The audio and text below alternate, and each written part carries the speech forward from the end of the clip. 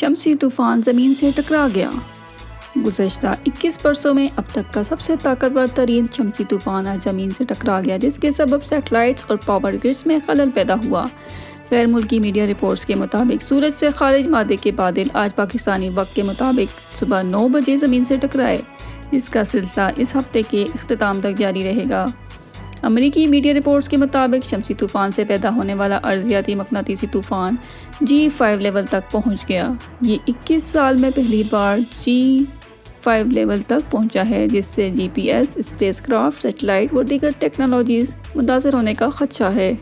Media reports کے مطابق آج زمین سے ٹکرانے والا شمسی طوفان 2003 کے بعد سے اب تک کا سب سے طاقتور ترین طوفان ہے، جس کے سبب آسٹریلیا کے علاقے تسمانیہ سے برطانیہ تک آسمانی روشنی کا شاندار مظاہرہ کیا گیا، جو اس ہفتے کے اختتام تک جاری رہے گا۔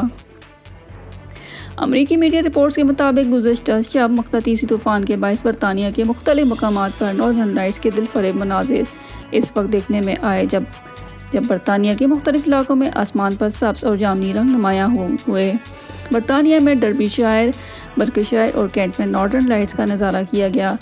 خیال رہے کہ 2003 میں آنے والے شمسی طوفان کے باعث سویڈن میں بلیک آؤٹ ہو گیا تھا، جبکہ جنوبی افریقہ میں بجلی فراہمی کے بنیادی ڈھانچے کو نقصان پہنچا تھا۔